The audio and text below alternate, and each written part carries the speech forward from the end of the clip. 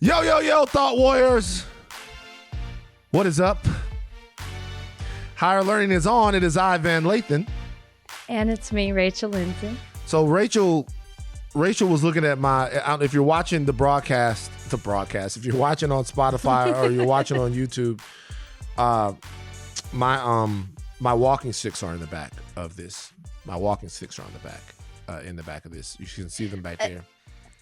And Rachel why do I have the walking sticks? Yeah, like what's the I don't understand the use of walking sticks. Why can't you just walk? Speed walk. Okay. A brisk jog. Okay. I'm not understanding the need. Please explain to me why people use walking sticks. Okay. Because I've only ever seen Phil from Modern Family use them. So I take long walks, right?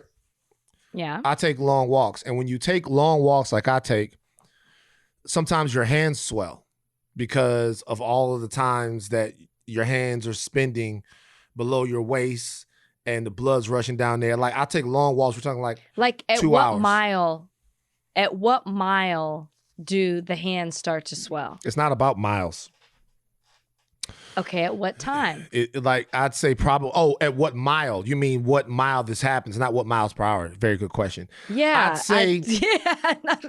I'd say you were clocking yourself. I do clock myself miles per hour that I walk. I do. Oh, yeah. Excuse me. I would say probably around mile 4. Wow. Okay. Yeah. Never got there before, so I wouldn't know. Yeah, around mile 4. So what you do is you have the walking sticks, right? And the walking sticks keep your hands above your waist. And so you're laughing. You know, it's okay. I mean, the reality is that it is. It's okay. It's you. The walking sticks keep your hands reenacting it that is making above me your laugh. waist. And you know what? Why can't you just pump your arms and speed walk? Like they used to be an event in track. I don't know if it still is. Yeah. But like the speed walk. Yeah, you can, but you're gonna forget because it's so natural to walk with your hands by your side, you know? And after a while for me, I can never remember to keep my hands up in the walking position. And the walking sticks just take away they take away the thought process from it. So they don't help you walk faster. You don't, it doesn't help in any other way other than with your hands. I never knew that. For me, that's why I do it, you know? Okay. And also if there's like a row. Because I see they have straps on them. So that's so you can hold in. them. Yeah. And that's like, I'll show you. And that's like, so you take it right there and you put your hands in right there and you walk and see this little thing. That's for the little space between your hands, between your index finger and your middle finger. And you walk like that. And you go for it. You do it, you know? Okay. Yeah. Does Kalika have them too, or are you just like Lone Ranger with it? She thinks they're funny. People think they're funny. I don't care what people think. I know, and you should. You know what? If it helps you accomplish what you need to do, good for you. It's just weird to see them in the flesh, okay? Right. I've never seen the walking sticks in the flesh. I was feeling super fat when I woke up this morning because, I've been on the road. But then, what's crazy? I went to this new place and I worked out. I had one good workout and Here? Here in LA, and I crushed the workout. Okay. I'm just thinking it's just a matter of time. Good. It's just a matter of time before I'm back, baby. It's just a matter of time. Yeah, it's a matter of time. Have your own summer. What you Hell want to name yours? No, my summer is not going to be the name of my summer is No Carb Summer. That's my summer. No Carb Summer. Let's go. No Carb Summer. Did you have a good time? Where, in New York? In New York and Atlanta. Did you enjoy your vacation? It wasn't a vacation. I had to work. I mean, I know it was work, but I feel like you got to see some people. So a little business and pleasure. I worked a lot. Didn't you tweet that you went on a boat and stuff? Like, did I make this up? That was a joke. So I tweeted that I was going on Lake Lanier, which is a very dangerous lake. Donnie Beacham, jump in here. I know nothing. Like Donnie Beacham is from the Atlanta area. Donnie, jump in now, I said. I'm in here. And so I tweeted that I was going on Lake Lanier. I took it as serious. No. Donnie, tell people about Lake Lanier in the Atlanta, Georgia area. I honestly can't tell them anything. I've only been here since April. I'm not from Atlanta. New. This is I'm a new Atlanta resident. Bye, Donnie. Thanks for adding nothing to the podcast. Jesus Christ, man. What are we doing here? Like, what are we doing? No. Don't expect everybody to know every single tidbit that you know. I've never heard of Lake Lanier. I really was happy for you. I was like, wow, man, reconnected with some friends. Did you read the tweet? The tweet said, I reconnected with some friends I had fallen out with, and they were going to give me the day I deserve on the lake. The lake is like it's like a haunted type lake with like all kinds of weird things that have happened around it. I was joking around. In my defense, I get it now, but I never had heard of this. I thought, wow, he fell off with friends. You know, like maybe during COVID, they reconnected and they're going to show him a great day on the lake while he's in town. No, it's fair to say that you could see it a whole different way. No, but okay, it was a joke. Went over my head. I hung out with my friend Jason from Bossip. I hung out with him. I hung out with Nick May. Shout out to Nick May. And then you know, in New York, it was just fun. A whole bunch of people. Met up with them, but not really that much because the days were pretty long on the shoot for Hip Hop Homicides, which is the show that I was doing out there, Hip Hop Homicides. You know, I got a chance to talk with Curtis, 50 Cent Jackson. Yeah, Curtis put it out there before you announced it. Yeah, Curtis was, 50's good for that. You know what I mean? But do you call him Curtis or do you call him 50? I've never had to call him anything. So I never had to be like, what up? When do you say that? You say something like, I've never said to you, have I ever used your name towards you? I don't know that I have. Yes. Really? I think so. Interesting. But never have with him. I'm pretty sure I call him 50 though. Every time you want to say something after we say, yo, this is higher learning, you'll be like, Rachel. Oh, it's very true. Oh, and we have a Rachel for this episode because you was firing Midnight Boys shots at people on the internet. Some people that work at the Ringer were concerned and they called me to ask if you were okay. Why would they want to know if I was okay? Because you went off on social media about the Vulture article. Did you read the article? I read parts of it. People were sending it to me and I was like, if there's one person who doesn't need any more press, it's Rachel Lindsay. So this is I had a terrible weekend. Ooh. And interesting. I knew I had worked on this piece. It's actually very upsetting to me. Like I was like really upset because I had worked with the writer, and shout out to Allison. She's absolutely amazing. On an As Told By article for weeks. And this was kind of like a finale thing for me where I feel like people have been, telling me what they think about me, assuming certain things. And this was the opportunity for me, a cover feature for me to really just tell things in a way that I haven't been able before. And it's a very long article and in a way I haven't been able to before. So I was really excited about it coming out.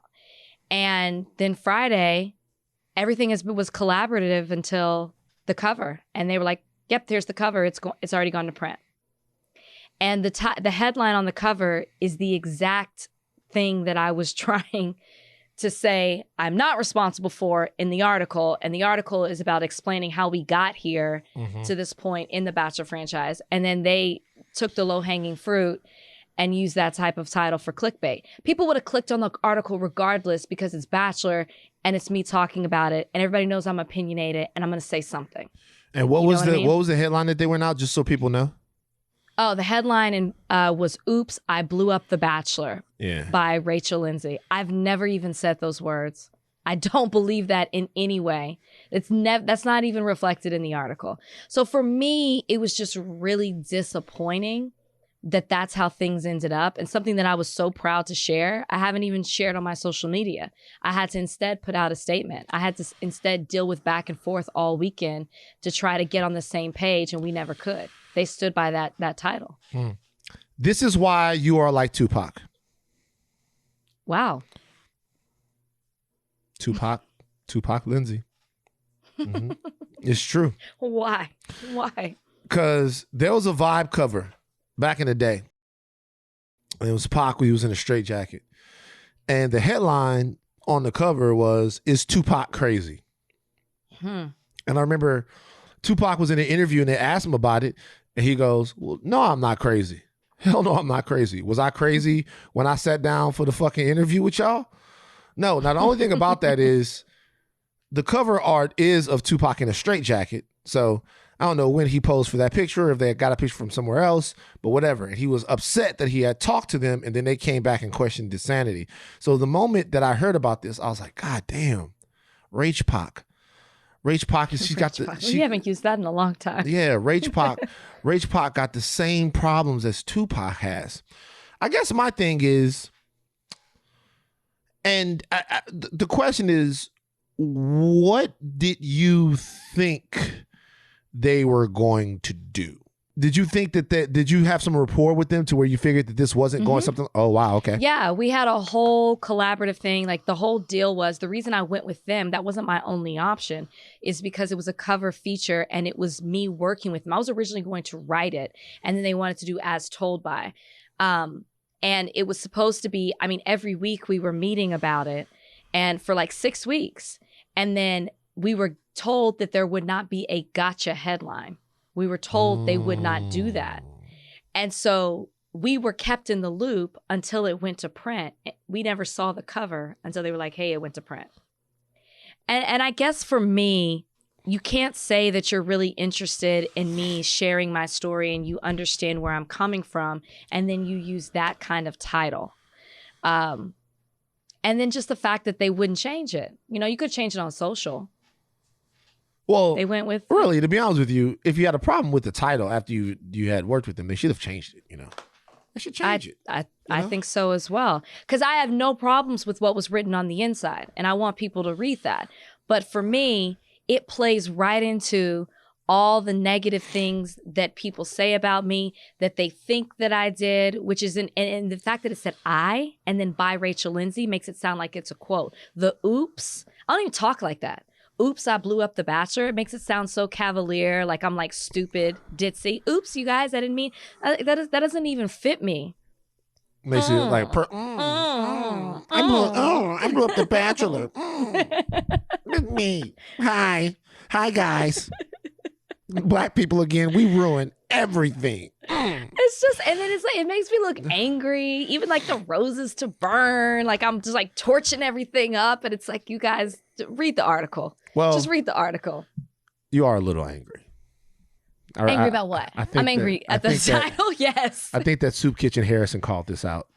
By the way, my mom said I should stop calling him Soup Kitchen Harrison because my mother's like, I love your mom. She was like, you know, he could buy the fucking soup kitchen. She's like, it's disrespectful to people who actually have to go Mom is to the soup kitchen. It is. Well, look, I tell you what, we got some things in common, man. When I left TMZ, or when they kicked me to the curb, it was trial. Sent you to the soup kitchen. Sent me to the soup kitchen. It was trial by fire. You know, it was like it was a violent ending to the relationship because, and I don't mean that literally. I mean that in the sense of there was a big commotion because to like shake off something that had kind of sort of been a big part of your definition to people, sometimes there's a lot of ruckus. I feel like you're going through that same ruckus. And I guess the only question is, how are you handling all of this ruckus? What does it make you think? I mean, I wasn't okay over the weekend because I just had so much anxiety of, are people going to think that I'm wearing that title like a badge? Like, hey guys, guess what I did? I blew this up. Right. And that was never my intention. If you read the article, you see that certain things happened to get us to this point. And I guess that's that. Like I'm used to, I knew people were going to hate, they were going to have a problem with what I say, but don't misrepresent what this article was supposed to mean.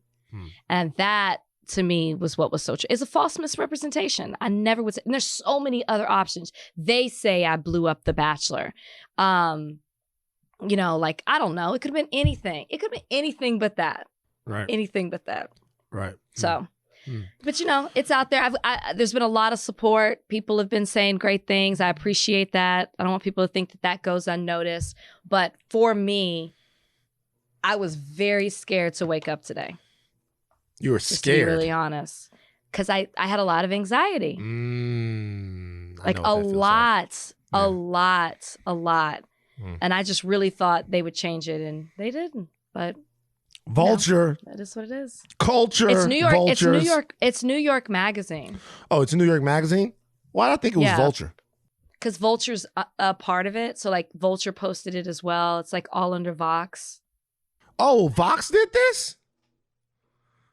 Damn, Vox. I It's like all under Vox Media. Oh man, I don't know about the conglomerates, man. I like Vox. I like the guy. I do too. I like faithfully go to their stuff. Yeah, Vox is great. That guy is they got the English guy that talks to people. He was talking to Ted Cruz, and I got to boycott Vox now for like at least 2 or 3 days. No, I'm not calling for people to boycott. Just like I never told people to boycott The Bachelor. I'm not calling for all that. I don't know. Give me just respect what I was doing. Give me my respect. You sound like Drake now. You went from Drake to give me my respect. Give me my respect. We're not gonna do that like I'm ambidex. That's nonstop. It's a Drake song. Well, I'm glad. But shout out to the writer that I worked with, Allison, because she's amazing. I don't know if we shout out to her. She has nothing to do with the headline. I don't know. She has nothing to do with that. Okay, shout out to Allison then. You know, shout out to Allison. Rach, you got to be careful.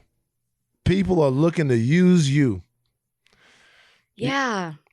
I wouldn't have expected this, but no more. What's next? What's next? What's the next thing? What's the next topic? Well, I'm not the topic. Well, anymore. Certainly sometimes you are. Now the next topic is boom. A Manhattan City Council candidate was caught. That's what we're going to. That's the first thing we're going to talk about. Was caught with a dominatrix in a leaked video. I love this topic. His name is Zach Weiner, and he's a city council candidate running in Manhattan. His campaign has been tied up after a video of him enjoying a sadomasochistic session found its way onto Twitter. The footage was flashed to the post by Weiner's own campaign manager, shows a gagged Weiner, unable to speak, subjecting himself to various abuses by a leather-bound woman who pours wax on him and clips his nips with clothespins. He responded to this. It's painful. He responded to this. He said, "I'm a proud BDSMer. I like BDSM activity," Weiner told the Post. He refused to name the woman in the video and said he had no idea on earth how the footage surfaced. Weiner has a professional background in film production and is the co-founder of Stag Pictures, an independent film production company.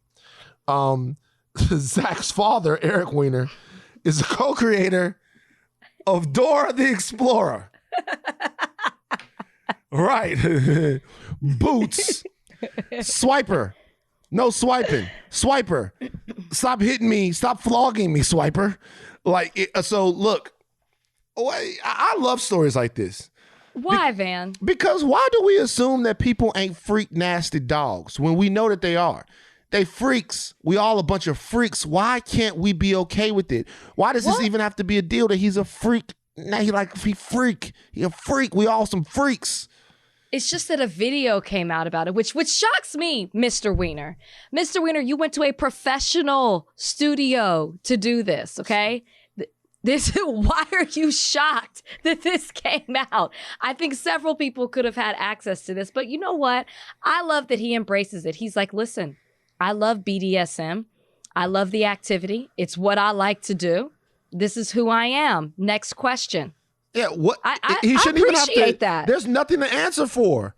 It's just because it's not the norm. When it's normalized, nipples clamped. That's painful. It is painful. Painful with a clothespin, just period. Just I'm thinking of what a clothespin feels like on your skin. I never had it there. Right. I'm just saying. Let me be correct. Right. It's just. But if I did. Who cares? Who cares? Who cares? That's the activity that I like to do. That's what you like to do. Just like Mr. Weiner. It is. I did happen upon this one video on the internet one time. Oh, with this lady. You happened? Yeah. You happened upon it? Okay. Look, when you've been in the game as long as I can, sometimes you got to up the ante. You know what I mean? You got to up the ante to really, because it's weird. My boys will send me porn clips. Oh shit, bro, look at this, and I'll be like, whatever. Is that the kind of thing guys send to each other? Okay. It used to be yo, bro, look at this, man. That's crazy. I'll be like, come on, bro. Man, that's like one of Skin Diamond's early scenes. Like, that's nothing. Don't, like, unless you're really gonna shock me, don't send me anything, because I've seen it all. But I watched this one clip where this woman was just stepping on this guy's balls, and he was loving it. Are we sure? Oh, he was so into it. And she was just stepping on his balls. I think it was called like meanbitches.com or something like that. And like, it was, I'm telling Rightfully you, titled. Mean Bitches or something. What? And she was just, she had a stiletto heel and she was stepping on his balls. And I'm like, that's crazy. But you know what I thought to myself? What did you think, Van? Good for them. I don't know how you found out in life that you like that. Like, it's like, because, you know, I used to play baseball, and one time I got hit right in the cup with the ball. So maybe you get hit or something like that, and you go, ooh. It has to be. You know? And you liked it. And you liked it. I don't know how you figure out that you like that, but he liked getting stomped on his balls. Who cares? Why are we so uptight about sex, Rachel? Why? I think because for so long we were told that it wasn't normal to talk about it. So anytime we see something that ventures off the straight and narrow, it's considered wrong in society, especially, I guess, and I guess there's levels to it, you know, because he's running for, what is it? City council. Student council. He's running for city council. I guess people are like, is this what you want from your councilman? It may be. Now, it's been reported that he's only raised $10,000, and most of that money came from him for his campaign. Mm-hmm. This might be something that his potential constituents may like, and it may help his campaign. Get some love from the BDSM community there. Get some donations, you know, because they would be great for them to have one of their own. You know? Advocating. Yeah, advocating. Yeah. By the way, a lot of people are into BDSM. It's one of the most popular categories on the old Pornus Hubis. It's one of the more popular ones. A lot of people are into that, but there's a limit. You know, you're raised in a very puritanical family, right? Correct. Did you ever walk in on your mom and dad? Literally made us sound like I never did. You haven't? Never not did. One time. Are you aware? And I always think about that because I hear stories of people doing that, and I'm like, that never happened. Were the judge and your mom like affectionate to one another? Did they seem like they had the spark in their relationship? Yeah, they definitely were. He'd be like, but "Oh, I baby, never saw that. Oh, you look good in them pants tonight. Tonight is going like down that. Like the walls of Jericho. I never. Tonight, I'm coming in. It's me, the judge.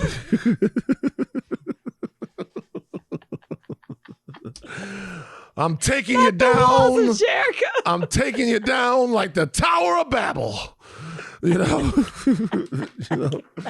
This is the judge, man. I wish we were this exciting as you make us out to be, us Lindsays. Mm-hmm. I hate to disappoint you. I walked in on my parents one time. I knew you were going to tell this story. How old were you? And did you understand what was happening? 12. Oh, you fully understood. It was 1992. Oh, wow. Do you want to hear the story? I don't think I have a choice at this point. Okay, so it was a Sunday morning. I remember it being a Sunday morning. It was a Sunday morning. I had friends over the night before, and thank God that they left. I had friends over the night before, and there was some talk about whether or not they were going to spend the night. And I never liked to have friends spend the night on Saturday night because it made Sunday too sad. I'd rather you spend the night on Friday night, and then we could hang out all day Saturday, and then you go home. Because Sunday, you know, school's coming again on Monday. I was never a big Sunday guy.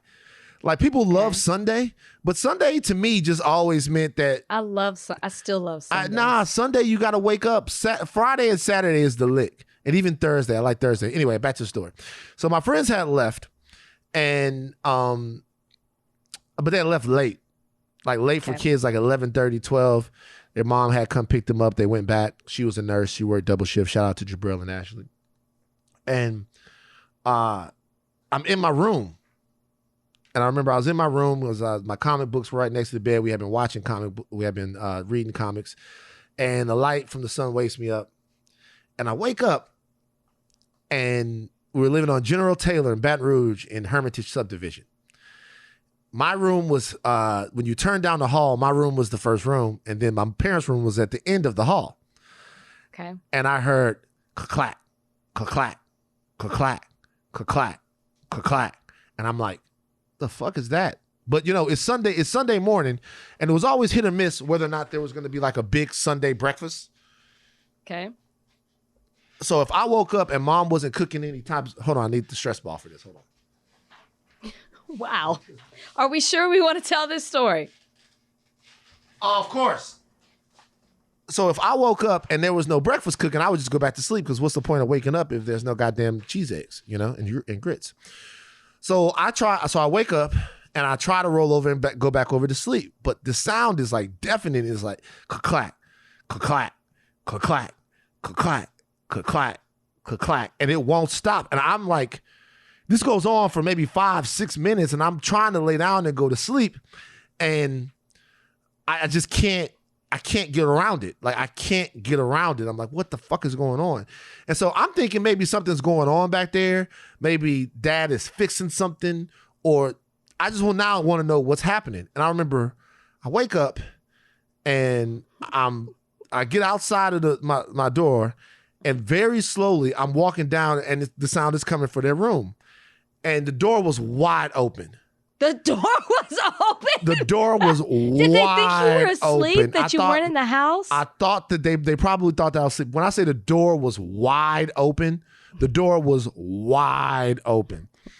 And I turned around and I looked, and dad was on top of mom, and it was huffing and it was puffing, and there was some shit talking. Okay.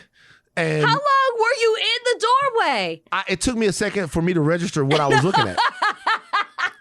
You froze. And I definitely froze. And it took me a second to register like what I was looking at. And so I'm looking, and I'll never forget, mom is getting her eagle on. Don't stop telling all the business. Mom is getting her eagle on, and dad is working. I mean, and he's working so much, and he's got his left hand on the headboard. To like, oh, there's the noise. Yeah, and it's clack, clack, clack. And so I'm standing there, and all of a sudden I hear, and it's my mom, and my dad turns around and he comes towards the door, right? And when he comes towards the door, his shit is going back, forth, back, forth, back, forth. His shit is like I don't know, man. It's like like a thermometer or like something like that. It's going back, forth, back, forth, back, forth, back, forth. And I'm like, Jesus Christ, what the fuck? And it's coming. He's like coming toward me. He's coming toward me. He's got his shirt on. He's shirt cocking it. He's got his shirt on, and the thing is just flappity flap, flappity flap, and it's coming towards me. And I'm like, shit. And he slams the door, and I hear, I told you to goddamn close that door. I told you. That boy gonna be crazy now. He gonna be scarred. He gonna be some Jeffrey Dahmer shit now. I'm telling you. I told you to close that goddamn door. And by the way, we never spoke about it. I don't think you can. No one ever came to me to explain anything to me. I was expecting for my mom to bring it up. They just acted like it never happened. As a matter of fact, all day long, he was mad at me. Like, I'm just saying a little slick on you the... had to blame somebody. Yeah, saying just he was doing like little shit. So this is the first time that you've talked about it? I think so. Maybe I talked about it on Way Down in the Hole. I can't remember. Maybe I did tell a story on Way Down in the Hole. I can't remember. But I remember later on I was playing Nintendo, and my dad came in, and it was actually Sega Genesis. My dad came in and he said, "Get your ass up and go outside and play. In the house all day. In the house all day, can't nobody have no privacy. Get your ass up and go outside and stay out there." I was like, God damn, what did I do? Is it time for round 2? It's your fault. I don't think they got to finish. Nah, they probably finished. They probably finished, man. That's traumatizing. I don't know what little Rachel would have done if she had encountered that same scene. But I don't know. Well, you had never asked why on Sunday they sent y'all to Bible school for like 6 hours? We all went. No, y'all all went. You think so? The judge all the way back home. We're going to worship the Lord together tonight. It's going to be very... I can't imagine. But think about it. Think about that, though. Like no, I don't. Everybody listening to this, think about it. Your parents fuck. Like, they fuck. They like to fuck each other. Like, you think about your mom as this, like, pure being that doesn't like to get her ass ate. We know it happens. We just don't like to think about it. But why? I feel like if we thought about it, because I don't have to. Like, how does that serve me? Like, how does it serve? Think about it. Your mom, like, licking your dad's gooch. Like, thinking about it. Like, okay. like, all right. Right and up we're under gonna the go ball. to break. Like, they have fun. No. That's fine. And nobody's denying it. But I don't have to think about it. I think you think about it because you saw it. Yeah, I can't help. And now you're trying to put that on everybody else. I want everybody else to go through what I was. I'm sorry, Van. I'm sorry nobody. You saw it. Nobody talked to you about it. No one. No, like when I say no one, just left me to figure it out. I'm gonna be honest. If that happened and I was the parent and that happened and that my child walked in on me, I wouldn't talk about it either. You wouldn't bring it up? I would just keep it moving. You wouldn't bring it up? You good? You good? You want to talk about it? They probably like, okay. So when I was in college, I used to see this girl and like she would come over to the house sometimes, and she come over to our house one time and she left her underwear there, right? And at your house? Yes, at my house. The house I lived with my parents. Okay. She left her underwear there, and I remember my mom found the underwear when she was washing clothes, and I remember she just folded them up and put them on my bed and then never said anything. Because that said it all. Yeah. She didn't say anything. She just folded them and put them on my bed. Because see, she could have thrown them out. She washed them, folded them up, put them on your bed. She washed them. That's even worse than her reprimanding you for it or saying something. Really? I think so. Yeah. Yeah. Because you don't know. You know she knows, but she's not saying anything. Yeah. So like it's the silence of it. Like you're kind of waiting for something to happen, but it doesn't. It's worse. She also had no room. I like that method. She had no room after what went down some years earlier. You were 12? When I was 12, yeah. It's totally different. Whatever. Speaking of sex, Nick Cannon. I don't know why you want to talk about this. You don't know why I want to talk about this? I'm curious to know your thoughts. Okay. So Nick Cannon has his 4th child in less than a year. And it looks like it was confirmed by Alyssa Scott on Father's Day, her Father's Day tribute. Cannon and his partner, Abby De La Rosa, had twins. And then he also had a baby with somebody else. And it looks like right now he had another baby with, so he's got 4 kids in a year. It looks like Nick Cannon has. And it seems like this lady right here, she's a Wild 'N Out model. And a lot of people were suspecting that he was the father of her kid, but it seems like she confirmed it. 4 kids in a year. This is a topic it seems like people want to talk about. Do you see anything wrong with Nick Cannon having 4 kids in a year? Be fruitful and multiply. Exactly. Is he in a relationship, an exclusive relationship? No, not that I'm aware of. And if he is, it clearly seems to be an open one. Yeah. I mean, it seems like he's an adult. He's making this decision. He clearly takes care of all the children that he has. Mm-hmm. He's very proud of it. So what's the problem? And the women don't seem to be complaining. Yeah. There like seems to be no drama surrounding the issue other than like the court of public opinion trying to make drama out of it. Yeah. I see no problems with this. Do you think, some people are saying, how involved of a father can you be if you have, because he's also got the kids with Mariah. He's got millions and millions of dollars. I think Nick Cannon can be involved more than your average person. And I'm not saying that money takes a place of being a father. I'm just saying he has the means to move around. Right. You know what I mean? Or to move them to where he is. Right. So I don't even think that that's an issue. Yeah, it's a lot of nothing. It is. Like just busting back. Like, because think about it. It's like, it is. Because think about it. You just think about those things. Like, you have sex. And sure, you have sex and you normally, like, you use a condom. Or somebody's on some sort of, but not Nick Cannon. Nick Cannon just He's actively out here trying to multiply. Every time he has an orgasm, he just goes straight for the meat to meat sort of fire hose. It's just weird. It's like it's not weird to me because I have friends that have a family of like 13. 13? Yes, I'm very good friends with the Cromarties. And so the Cromarties. Yeah, I mean, look, he be busting back. So like, yeah, and that after he had a vasectomy. Yeah. So it's not weird to me because I have close friends. Right. Yeah, he's great though. But like you can tell it's very determined because he wasn't even trying. It's just they want more. The God wants there to be many Cromarties. Like God wants that. Look, I don't know if people just talk about Nick Cannon. Oh, I got a question for you about this.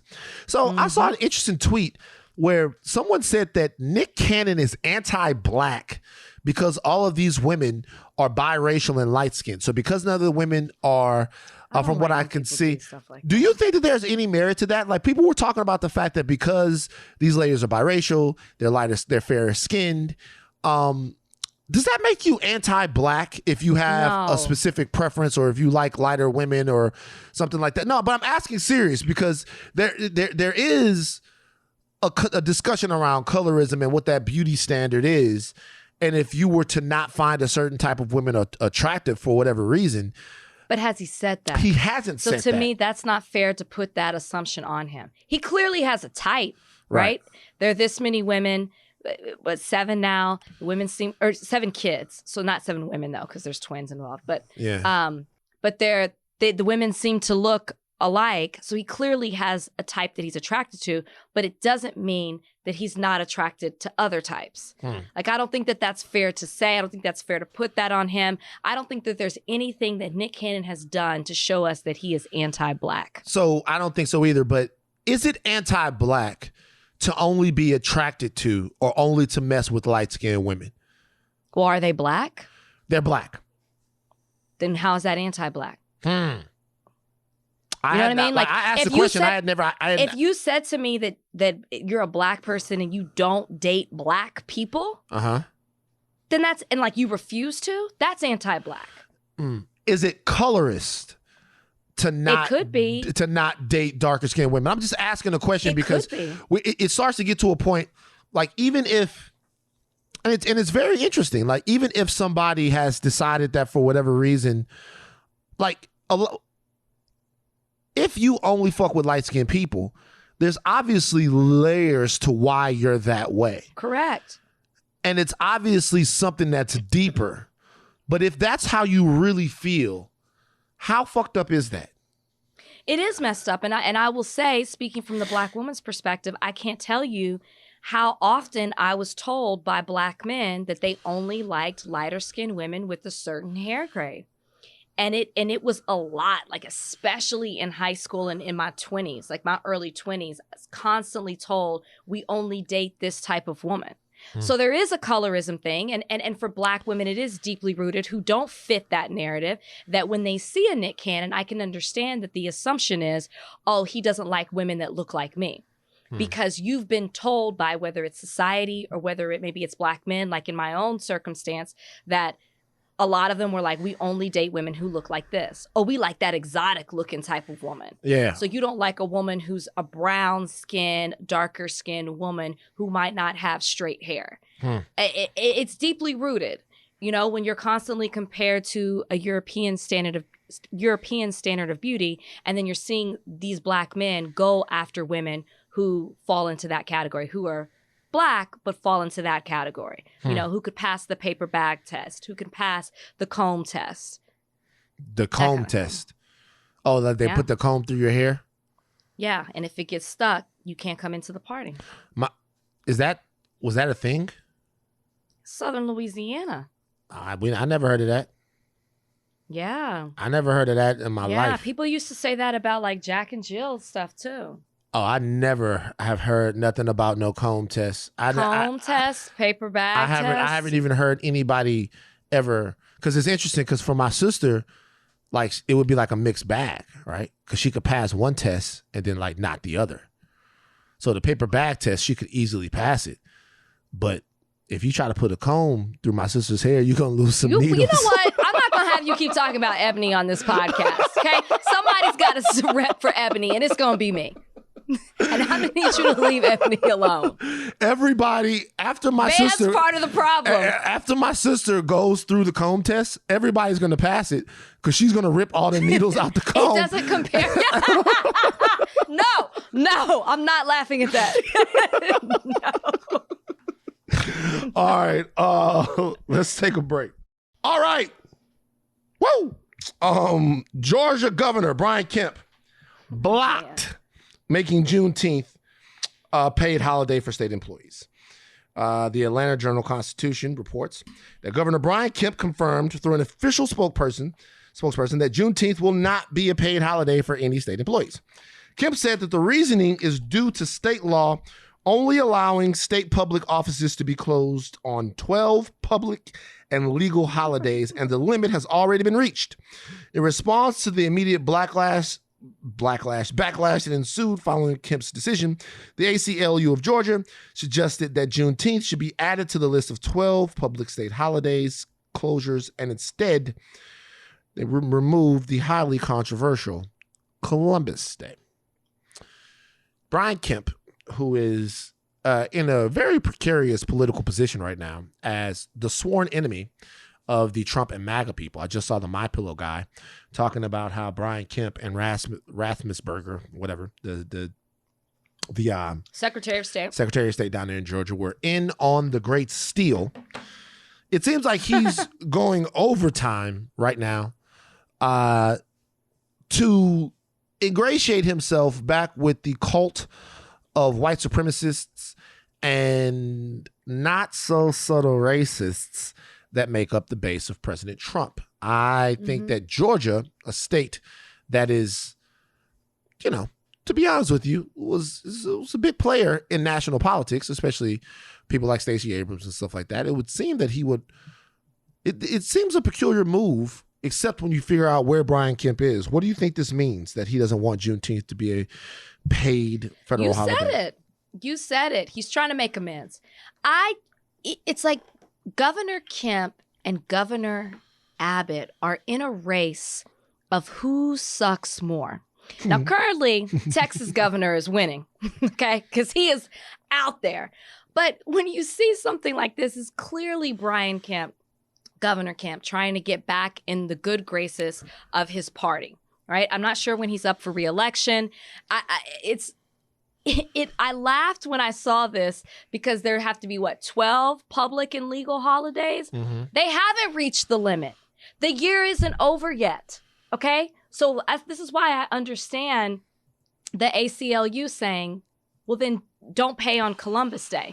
And we already know about Columbus. We already know why he's controversial. The year isn't over yet. So you haven't reached the limit, okay? Maybe there are 13 holidays now, but we haven't reached all of them. So there is wiggle room here to make it happen. He went ahead and made the decision with the year not even being over yet. Kemp knows exactly what he's doing. He does. Philosophically, it's very interesting to choose Columbus over Juneteenth. Because you can argue that the Columbian Exchange, basically Columbus is, we've talked about this on the podcast before, Columbus's legacy in the Western world is sort of the precursor in a way to the hypercapitalism and exploitation, the lack of biodiversity and so many different things, the homogeny of world cultures into the, dominant Judeo-Christian Western European culture. Like, Columbus represents that. He's the representation in a lot of ways of not maybe the beginning, but maybe the beginning, maybe just the leap into the domination of the Western world by the Europeans, right? Which goes along with plunder and genocide and disease and all of that stuff that happened to everybody else who's made to fall in line with that. Juneteenth doesn't in any way represent the end of that, but it does represent a changing of that trend. It represents, hey, these are some of the people that were dominated by something that was kind of started in this way. And now these people are going to have some degree more of agency, of freedom of movement. Obviously, it didn't really, nothing, there were still generations after that to where Black Americans are struggling and still remain to, and still struggle for their freedom. But I just think it's interesting philosophically to choose Columbus Day over Juneteenth. It is planting a flag saying we ain't never changing. And Correct. It's also, it's interesting. The whole Juneteenth thing has been fascinating because this is what the Republicans always claimed that they were about. They claimed that they were about, hey, bad things happened in the past. We know that they happened, but let's get over them and celebrate the fact that we're doing better as an American society. And that's kind of what Juneteenth is. Whereas Columbus Day is, if you know anything with any historical accuracy, is the celebration of a guy who was a madman, who was a monster. But I think that there's the difference. It's, we are acknowledging what Christopher Columbus actually was. There are many people who refuse to do that. It's just, in the year of 1492, Columbus sailed the ocean blue, and that's it. You know, they want to revere him. And to acknowledge what Christopher Columbus is takes away a part of history that you always thought to be. And those type of people, like a Brian Kemp, aren't willing to accept that. So for him to put Juneteenth over Columbus Day means he's accepting that school of thought. And this is the very type of teaching that they're fighting to get out of our schools. They don't want students to learn about this. They don't want to change what they always knew. So that's why he's got to put Columbus Day over Juneteenth. Right. Because it's playing into what is going to be, we already see, a hot issue in the next political race. Yeah. When you talk about sort of, I mean, this doesn't really factor in that much directly into CRT, but it does fall more in line with things like the 1619 Project from the New York Times that is a retelling of American history through the lens of hypercapitalism, slavery, and the racism that America was born into.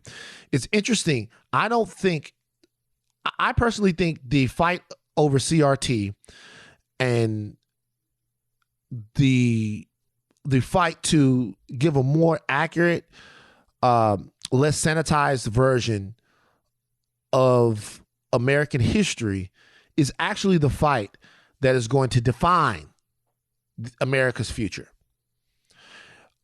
The indoctrination of people into hyper blind patriotism, into America is always right, into history has winners and losers, and if you lost, just get over it. That is so fundamental to writing a blank check for people and their past bad behavior and how that behavior continues to affect people systemically today. It's, you have to make people believe that slavery wasn't one of the biggest crimes in the history of the world, but a momentary and sad blip that we should all forget about. That Christopher Columbus wasn't someone who came to the New World and played games with the natives to see how sharp his swords were by cutting off their arms, things of that nature. You can't give that to people, because then people are going to say, okay, well then what America am I supposed to believe in, and what America am I actually working for? Right. And it's not about shitting on the country. It's about saying, hey, there's some good ideas in here. And there are definitely some things in here that change the world. But if we ever want to realize these ideas in the way that we would hope for them to be intended, we have to look at this thing in a holistic way. But there's no actual way to do that without being honest, right? Without getting to that point. And that's kind of what some people don't want to do. What they want is they want to build drones, and they want to build American cyborgs, people who believe anything as long as it comes packaged in red, white, and blue. That way they can make them buy and work and go to foreign lands and spill their blood for whatever they say. And so for us right now to be looking at American history in this particular way, this is the fight of our lives.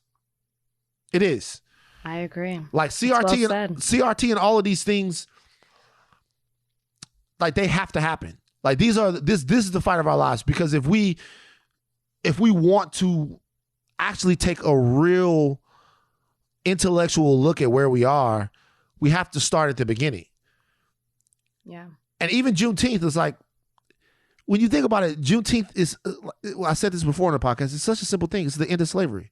You guys have already agreed that slavery is bad. Everyone says that. Only a couple of people, only the most racist of my people are like, hey, it wasn't that bad. I think the Duck Dynasty guy said that. Remember, he was like, hey, they all had families and they were doing pretty good. Remember when he said that? Did he really? He said that back in the day. I don't know anything about them. But other than they're from your state. See what I'm saying? Is that a fact? It was like a gratuitous shot at Louisiana. They're from northern. They're from closer to from where my people are from. It's the Texas influence is why they're like that. I mean, my Louisiana family, but go ahead. Yeah, well, whatever. But they can't do it because in doing that, even celebrating Juneteenth in a way is an indictment of America. Because like for them. Well, no. Period. Because we're talking about a not so great time of America? Is that what you're saying? Because we don't really have American holidays where America was the bad guy. Right. You know what I mean? So we don't really have, like, there's not like a holiday that commemorates the end of the Civil War.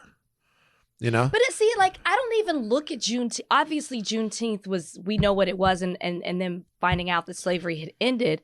But I think it's so narrow-minded to just look at it as like, it just represents slavery. It also represents the end of it. It's something we all should be celebrating. It should be a time when we look at our country as it was ending something that was so terrible for so many centuries, and it was the step towards something else. Not that I'm not saying we still don't have our issues, but I'm saying it should be looked at. Everybody should be celebrating this. I don't understand how it can just be looked at as an indictment. Well, it's not completely an indictment, but it's certainly part indictment.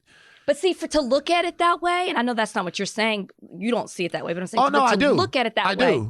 I do see it that way. I do see it that way. I don't just see it that way. I don't just see it that way, but I think the indictment of Juneteenth, I think Juneteenth is like, look, hey, this is the end of slavery. Okay, well, let's talk about what slavery was.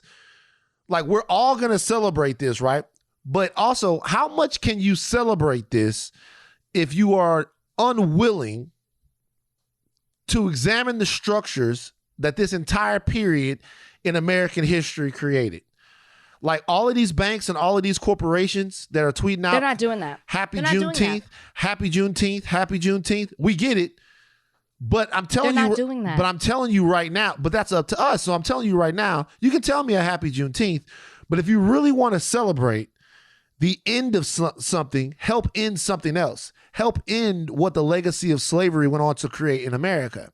And so to me, Juneteenth is, as a holiday, it is a subtle indictment of the Black American condition. I understand that. And I would hope that people do that. But just like many other holidays, that doesn't necessarily happen. The ink wasn't even dry, and I was already getting emails from people that were like, we're observing Friday. It's a 3-day weekend. Right. What? How's everybody already taking Friday off? Like, this was set in stone. You know what I mean? And they were have a great long weekend. Can we talk about what this long weekend represents? Mm-hmm. I mean, yeah, you said it's up to us, but I don't know. Yeah. I don't know. Yeah. Interesting stuff. Oh, something just broke. We just got it. Oh, yeah. Raiders defensive lineman Carl Nassib is the first active openly gay player in the NFL. Can we give a round of applause for Carl Nassib? Good for Carl. He plays for the Las Vegas Raiders. He announced that he is donating $100,000 to the Trevor Project, which is a nonprofit organization that focuses on suicide prevention for LGBTQ youth. Let's look up Trevor Nassib right now because I'm not I'm not super familiar with him. So let's see. Trevor Nassib. Let's look up his numbers. Carl Nassib. Is it Carl? Oh, it's the Trevor Project. Trevor. Carl. Yeah. Oh, I'm sorry about that. Carl Nassib. I'm sorry. Carl Nassib, football defensive end. He comes out as the first openly gay player. Okay, listen. Drafted in the 3rd round. Okay. Played for the Browns. Mm-hmm. That's who he was drafted by. Oh wow, yeah. Went to the Bucks. Looks like he sat out the 2017 year. Went to the Bucks. Yeah. And then he's with the Raiders currently. He's a good player. Consensus All-American from Penn State, 2015. The Lombardi Award winner. Big Ten Defensive Player of the Year in a very, very competitive conference. His career statistics as of the week 17, 2020, 20 sacks. So he gets back there every now and again. Forced fumbles, 3. Fumble recoveries, 1. 1 pick. He's played for a couple of different teams. He's played for Cleveland, Tampa Bay, and now he currently plays for the Raiders. Okay, 3rd round pick. He's got a $1 million contract, so he's doing pretty good. He had 6 sacks in 2018. Not bad. He's got a 3-year, $25 million contract right now. He's playing on with the Las Vegas Raiders. My question to you is, Rachel, as we see a guy like this who is, because Michael Sam, when he came out prior to the draft. We've seen some guys come out after their careers are over. But this is a guy who is a pretty good pro. I'm going to be honest with you. I love football. I wasn't super familiar with him. Okay. This is a guy who's a pretty good pro. Why you laugh about that? Because you didn't have to say that. I know who he was. I'm just saying, but I want to make I didn't either, but it doesn't matter. He's a good player. I think that you said that. I'm just saying, do you think that this is going to embolden anyone, or do you think that more players will look at this and say, hey, he's able to do this. He's able to live his truth. It might be time for me to live my truth now too.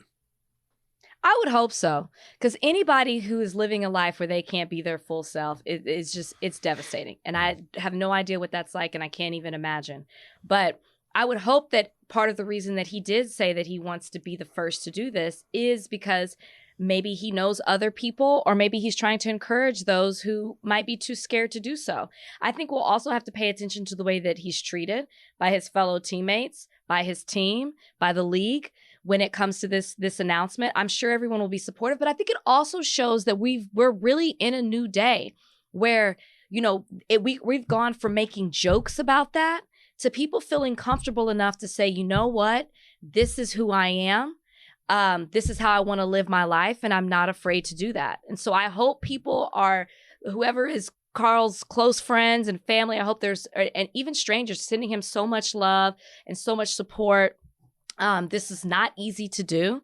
It's never easy to be the first. And so I commend him for this. So Carl right now is, and I always wondered about this, because I always thought to myself, there's going to be a player that's going to come out, and it actually is going to be a major, major shot in the arm for their career, for whoever they are. Now, it's going to come with an intense amount of pressure, right? Right. An intense amount of pressure, because people want to believe that if you're gay, that you're in some way less masculine, you're in some way less, like, especially in a game like football, that there couldn't possibly be a dominant defensive player, or a dominant offensive player, or somebody that goes out there and imposes their will, because, gay guys aren't like that. They want to believe that gay guys in some way are effeminate, or they can't do it the same way. When we know, and if you've ever played sports, you know that you've played with gay guys on your team before. There have been gay guys on your team. You know that there are gay guys on your team. And depending on the culture that you have wherever you're playing, it's how accepted those guys feel, and how empowered they feel to really kind of talk to anybody about that. And it's only been in the last couple of years that we've seen this even start to become a thing. But I look at this and I think of like the kid, you know what I mean? The kid that's watching this, that's thinking, I can't play football like if I'm gay. That's or right. I can't play basketball or baseball if I'm gay. And maybe that kid won't think that now. So that's right. Carl Nassib, bro, shout out to you, man. Shout out to you. Still got to get busy on the field. Carl, you still need to produce. Okay, who is he playing for right now? The Raiders? He's playing for the Raiders. Carl's. Raiders were. They was their record they didn't make the last playoffs, is what happened. Were they like 8-8? They started off pretty good. But then, Derek Carr, he couldn't get the job done. So the reality is that now this changes nothing. Carl, you're good. You got some good measurables here. Look, Carl is 6'6.5". He's 6'7", 277. He ran a 4.8 40-yard dash. Carl's got a 28-inch vertical leap. He's doing his thing out here in these streets. So, Carl, go ahead. Go get it, Carl. Go get it. We'll be rooting for you. Happy for you, Carl. No, we won't. I won't be rooting for Carl. No, I won't root for Carl any more today than I did yesterday. Oh, stop. I'm happy for Carl, but I'm not. That's what I mean. That's what I mean by rooting for him. I didn't say I was going to become a Las Vegas Raiders fan. Rooting for him. I'm happy. I'm supporting. I'm good supporting for you, him. Carl. I'm supporting him personally, but I don't care about the Las Vegas Raiders. I don't. Do you not understand the term rooting for you? Like rooting how? Like what do you mean? Like what? Like I'm rooting for him as a person because I don't. Yeah. I'm not a Raiders fan. I don't want to see them win. Yeah, and I'm not a Raiders fan either. Come on, Cowboys. As a matter of fact, he's played for a bunch of teams that I don't really fuck with. Look, Browns, Bucks, the Tampa Bay. Goddamn, fuck them. Fuck them. Okay, so yeah, but Carl, I hope you do well. You know what? I root for his health. Stay healthy, Carl. Just stay healthy. Keep getting your money. You're making it way more difficult than it has. I don't want to root for the Raiders. Go, Carl. Way to go. All right, let's take a break. Okay, speaking of football, let's stay in the NFL. Cole Beasley. You know who that is? Former Dallas Cowboy. Former Dallas Cowboy Cole Beasley, who, he's a little scat back, a little scat receiver, a little slot receiver. Not scat back, but he's a little slot receiver, a little shifty. Definitely slot receiver. Cole Beasley's the kind of guy. He's in that Wes Welker, Danny Amendola, Julian Edelman type of deal. Good receiver though. Married to a sister. He's married to a black woman. Mm-hmm. Let's look at Cole Beasley's wife real quick. Now he's curious. I piqued his interest. Yeah, let's look at Cole Beasley's wife. Now this thing makes a little bit more sense. Cole Beasley has some vaccine hesitancy. Now it makes sense. like Kristen Beasley. Let's look at Kristen Beasley. Okay, yeah, she's blackish. Don't do that to her. She's black. She identifies as black. She's black. She's black. I had to say that because you just put an ish on her. Yeah, she's black. Cole Beasley's wife. Beautiful sister. There he is. You see Cole Beasley out there. He's playing with the kids. Anyway, so this is what Cole Beasley said. Cole Beasley talked about, he went on Twitter and said he's not getting the vaccine. So this was happening in the NFL right now, you guys. Obviously the NFL is not mandating that guys get the vaccine, but what is happening is if you are in the NFL and you do not get the vaccine, your life is exponentially harder to play in the NFL. Non-vaccinated players. That's not true. It's very true. Ahead. How's that not true? It's not harder to play the game. No, it is not harder to play the game. It's harder in every way. Go ahead. Go ahead. Tell them. Okay. So if you are vaccinated, all right. If you are vaccinated in the NFL, all right. You don't have to wear a mask around the team facility. You can use the spa and the gym at team facilities as much as you want. Okay. You're not subject to the protocols when you're hanging out with your family, meaning if you go somewhere and you hang out with your family, and one of the people that is around tests positive for COVID, doesn't have anything to do with you. You can come on back, no problem. Meanwhile, if you're not vaccinated, 10 days, you got to quarantine. Okay.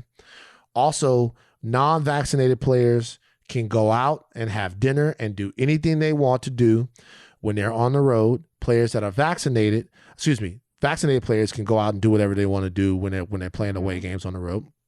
Mm-hmm. Non-vaccinated players have to stay in the team hotel in the facilities all the time. These non-vaccinated players, they don't have any access to the team. They have restricted access to the team weight room, to the team spa, to all of that stuff based upon capacity and all of that. Uh-huh. They have to mask up all the time. They have the protocols for them to stay out. If somebody tests positive, it's different. It's like very hard to play in the NFL and to be an NFL player if you are unvaccinated. Cole Beasley does not like that. He says he has no plans to get the vaccine and will live his life like he wants to regardless. He said he won't abide by any of the special requirements that have been laid out for NFL players who have not getting vaccinated. So all of the stuff I just told you, Cole Beasley said he's not going to do it. He said, I will be outside doing what I'll do. I'll be out in the public. If you're scared of me, then steer clear or get vaccinated. Point blank, period. I may die of COVID, but I'd rather die actually living. He said, as far as Cole Beasley is concerned, getting vaccinated is akin to taking meds for a leg that is not broken. He said he'd rather take his chances with COVID and build up his immunity. That way, something went wrong. Shut up. And he says that he's willing to. You're right, Siri. Something is wrong. He said he's willing to play for free this year to live life how he's lived it since day one, and he doesn't care if he's forced into retirement. So Cole Beasley is saying fuck the vaccine, but not just fuck the vaccine. He's saying fuck the rules surrounding players that prove that decide not to get vaccinated. Bye, Cole. Tell me the receiver. My mind is going blank. Tell me the receiver the Bills picked up last year from the Vikings. Stephon Diggs. Great. We got Diggs. They got Diggs. Bye, Cole. Well, Diggs is way better than Cole Beasley. And they don't even play the same position. No, Cole plays his purpose though as a slot receiver. He's a good like safety valve. Yeah. Yeah, like he's. I'm not knocking his play. I'm being funny, but They got Stephon Diggs. They're gonna be all right. Listen. If that's how Cole Beasley feels, nothing that you said, and I'm looking at all the things that unvaccinated players have to do. I would have a different opinion if the NFL said, if you're not vaccinated, you can't play. That's not what they said. They are simply taking precautions in order to not have a COVID breakout, which I think is fair. Nothing that's listed on that list hinders you from being able to play the game. You might not be able to do certain activities surrounding like outside activities surrounding the team or what you would do outside of the game and off the field, but it doesn't hinder your play. You're still able to play the game in every single way. Oh, you can't eat with the team. Oh, you can't go out and travel, or you can't go out and eat while the team is traveling. Oh, you can't use the sauna or the steam room. 17 weeks. I think you can sacrifice that for the money that you make and for the love of the game. If that's how Cole Beasley feels, then just walk away. Don't play this year, then sit out and take your chances. You playing free still is a problem because you're putting other people at risk. And I think that it's really selfish of him to have this take of like, I get it, you want to speak out and you feel that way, then walk away. But I don't think that it is too much of the NFL to put these procedures in place when we're out here with a pandemic going on. Yeah. They're not saying you can't, they're not stopping you from having a career. They're not stopping you from making money. They're just trying to protect people from this deadly virus that's out here. The NFL is actually not trying to protect people from a deadly virus. Okay, then they're not. Why do you say the NFL couldn't care less about protecting people from a deadly virus?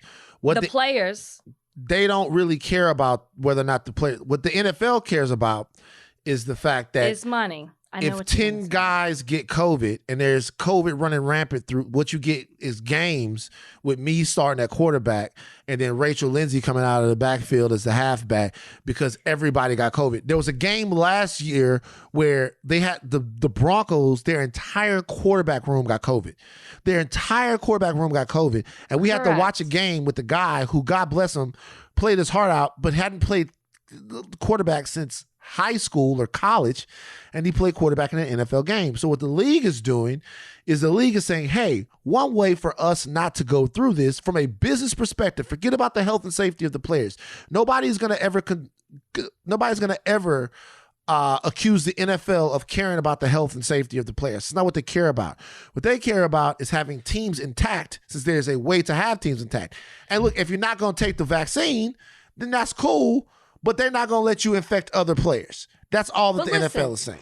And I'm not disagreeing with you that everything with the NFL is based off of money. I get that. But in turn, it's also protecting people. Fine, their motive is money, but it also protects people from catching the virus. But you still don't know how it's going to affect you, whether you're super healthy or not, whether you're overweight or not, whether you're white, black, Latino, Asian, whatever. You never know how this is going to affect you. So sure, they're motivated by money, but in turn, it also protects people. So I look at it how you want. My thing with Cole Beasley is that's fine if that's the decision that you want to make. But I don't think that you're going to have this crusade of other players rallying behind you and saying that they agree. You're kind of on your own. If that's the decision that you want to make, I would imagine that there are probably I'd have way a more. different opinion if he was still a Dallas Cowboy. Shut up. I think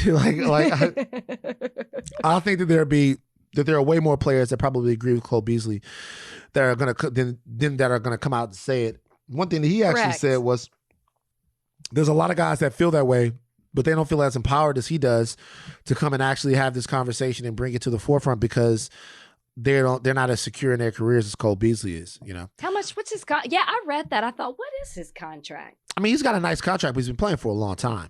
So if you're a second, third year guy in the league with an average career is like 3 or 4 years, you might not feel as comfortable coming out and making as bold a stance as Cole Beasley just made. It's not like he's Julio Jones or something like that, but he is a veteran and he has been playing for a long time. 4 year, $29,000. $29,000. That's crazy. They're paying Cole Beasley. I'm sorry, million. It's a Chick-fil-A manager. 4 years. Damn. 4 years, 29 million. He don't even need to be playing in the NFL. Like he need to, for real, man. And 14 is guaranteed. Yeah, right. He's good. So he's doing fine. Look, I feel the same way about this that I feel about other things. If you don't want to get vaccinated, don't get vaccinated. Correct. If you don't want to get vaccinated, don't get vaccinated. But there are rules to it. But it's a whole thing. If you don't want to get vaccinated, you don't get vaccinated. But there are rules to the whole thing. If you don't want to wear a shirt, don't wear a shirt. Come out with your nipples showing to the world. But they're not going to let you in Mastros that way. They're not going to let you in. Like, you're not going to be able to get the steak. Post makes the steak. You're going to eat the steak at your crib. All right? If you don't want to wear the mask, don't wear the mask. Don't wear it. Don't wear the mask. But Trader Joe's wants you to wear the mask when you're inside Trader Joe's. Actually, I went inside of a Trader Joe's and I didn't have to wear the mask. Without a mask? Yeah, because I was vaccinated. And you felt okay? Fuck it. Yeah, it's like whatever now, man. You know what I mean? It's like, I went to Vegas, so, yeah, you know. Yeah, you went to Vegas. You went to Vegas in a segregated party. So not only did you go to Vegas and chill out, you went to Vegas. I set myself up for that one, and yes. you went to Vegas in the colored section, and you still didn't feel in a specific way. You know what I mean? So that's straight up crazy, man. That's crazy. You dealt with 2 viruses, racism and COVID. No, but I did tweet something, and I wonder how you feel about this. About Cole? No, not about Cole. I couldn't give a fuck. Is this very serious question? It's not a very serious question. I'm just to ask you this. I actually think it's kind of grandstanding for Cole Beasley to climb his ass up on a cross and act like he's taking everybody want to be a martyr. Like, you don't want to get vaccinated, dude? Fine, don't fucking get vaccinated. Who gives a shit? Like, he's making himself into the biggest thing. It's arrogant. It's weird. But that's how he feels. That's how he feels. I tweeted something, and this was what I tweeted. I said, I got vaccinated. I've been vaccinated.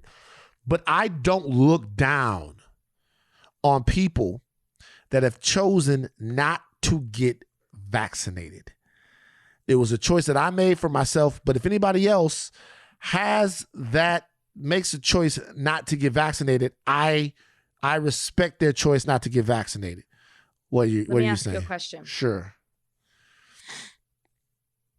I'm trying to think of how to phrase it because I feel like I can say that now that there's a vaccine because people who are like at risk or whatever it may be can get vaccinated and they're not as compromised as they were before when that wasn't out here. But when we didn't have a vaccine, I'm trying to figure out how to phrase it because I feel like when there was the possibility of a vaccine and people would tell me that they wouldn't get it if it was there, I just felt I felt like I was judging people because it was like, there's so many people out here. We're doing it for a community. There's people out here who are compromised. There's certain communities that are more susceptible to it and it affects them in a certain way. How dare you say you're not going to get vaccinated when we're trying to do this for the community. Like, we're trying to reach herd community. I feel like I felt a different way. Now that it's out here and it's so available to people, those people who may be compromised can get the vaccine and they're okay. Does that make sense? I thought it in my head. It sounded better in my head. I understand. And I've been there. And I'm trying to figure out how to say it. Like, I feel differently this right now than I did last year. So here's the thing. Here's the thing that people brought up on the internet and on Twitter, because I put that out on Twitter. People brought up this. Number one, obviously, vaccination is one of the best tools that we have to move society forward and past the pandemic. And vaccine hesitancy only prolongs the pandemic and also puts a lot of those same people you were talking about at a greater risk, right? Also, with all the variants popping up, the vaccine slows down the variants. The more people we have vaccinated, the more time it buys us to deal with the variants, right? The variants aren't running through unvaccinated people or, whatever. So there's a lot of reasons that getting vaccinated is a civic duty and a responsibility. And I understand that.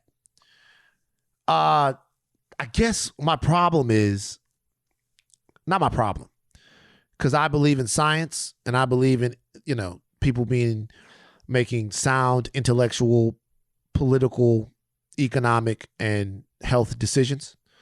But it's just hard for me to be mad at somebody for what it is they're choosing to do with their body. It's not just mad. I can be disappointed. My father I actually convinced him to get vaccinated. He actually got vaccinated, right? And I stayed on him about it, and I stayed on him about it, and I stayed on him about it, and he got vaccinated. So I have no problem being an advocate for the vaccine, but it's just hard for me to say, yo, go do this. Go inject something into yourself. It's completely safe. The vaccine is totally safe and it's effective, but it's just hard for me to tell somebody else what to do with their body. I feel weird about it. I don't get mad. It's more of like, why? Uh-huh. Like, I'm kind of like, I don't know if I'm side-eyeing you, but I'm just kind of like, well, why not?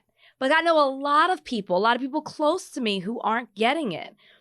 I'm not, it doesn't hit me as hard as it did this time last year. Mm-hmm. Because last year I thought, man, if it's available to you, get it so it can help other people who can't quite get the vaccine. Like, you're doing your part because it's available to you and it's helping the people who can't quite get it yet. Now that it's available and anybody can get it who wants it, it's a little different for me. Because if your immune system is compromised and you have the opportunity to get it and you can be okay. That wasn't always the case before. So I guess it's changed. I've softened up a bit. Yeah. I'm not mad though. I mean, look, it's just people had really, really good responses. To why they're not getting it. No, not to why they're not getting it. They're really not very good responses to that. Those responses really look funny under the light. They do. They're not really good, but people had good responses as to why you should shame people that are hesitant to take the vaccine, or why you should shame people that don't take the vaccine. Shame people. What was one of the things they said? So people were saying that they're being selfish, that we should shame. It is selfish. That we should shame dumb people who are invested in pseudoscience and won't refuse to listen to real science. One person even used a drunk driver analogy, which I'm not sure is one-to-one. He said, hey, drunk driving can hurt people. Drunk driving can kill people. And, but I respect people's right to drive drunk. Like, they were parroting back what I was saying, acting as if it's the same thing. I don't think it's the same thing. I think drunk driving is an illegal and unethical decision that you make that turns your car into a 2-ton murder machine. All right. I think that COVID is a lot more nuanced than that. Like, COVID is something that you might never get. And if you got it, you might not pass away from it. Right. Now the next person might get it and pass away. 2 people might get it and pass away. So the best thing for you to do, if you care about your community, is to go get vaccinated. But I think comparing it to a reckless decision, which is drunk driving, and a foolhardy one, which is drunk driving, is not quite a one-to-one. But I understand the sentiment.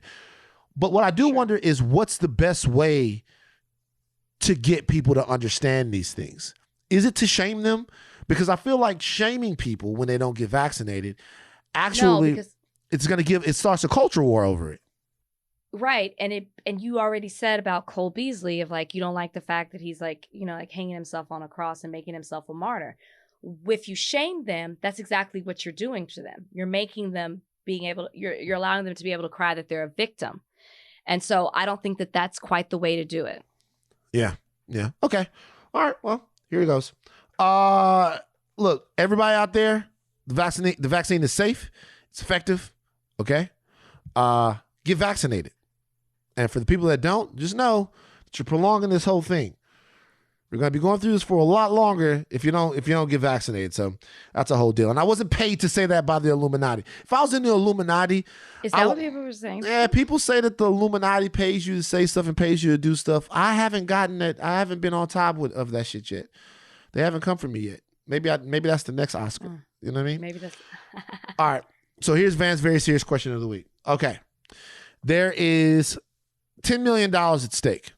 I hate when it has to do with money. It's $10 million at stake. Okay. $10 million bucks. Name me your immediate family. Who's your immediate family? The judge, mom, Constance, my older sister, and Heather, my younger. Okay. So this is all you have to do for the $10 million. You have to not talk or have any contact with, see, or anything one of your immediate family for 3 years. Wow. And you'd get the $10 million. Which one of your family members are you not going to talk to? I don't want the money.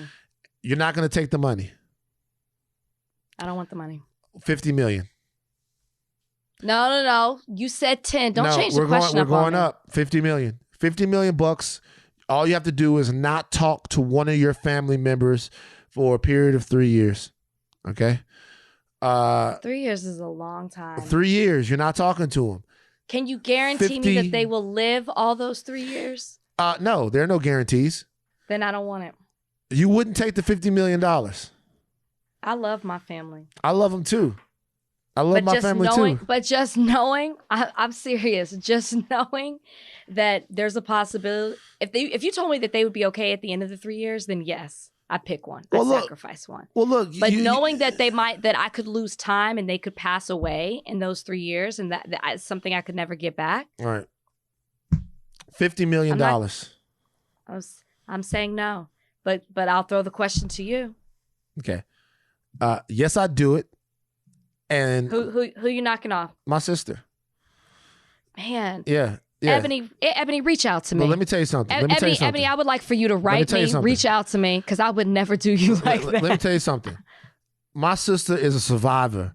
I believe that she's going to survive. No, don't speak for Ebony. My sister is a survivor. I believe that she's going to survive. And not only do I believe that she's going to survive. You've lost that right. Not only do I believe that she's going to survive, after them 3 years, I'm going to be 44. She going to be 46. We going to ball till we You're going to owe her half is what you're going to owe her. We're not, no, I don't owe her half. See, you're sorry. And had I known the question before, I would have extended my immediate family members. No. So I could knock one off. No. She doesn't get, I think for something like that, you get $1 million. How much you going to give her? $1 million a year. Out of 50? Out of 50, $1 million a year. Oh, so $3 million? You give her $3 million? $3 million. Yeah, you get paid $1 million. You got to at least break her off with 10, 20%. Hell Easy. no. Because look, let me tell you why you can't give her that much money. Because she's not the only person you're going to have to pay. Because you're going to have to pay mom and them. Going to have to give. I'm only coming away with like, at the end of the day, I'm only coming away with like break this down. $25 or $30 million.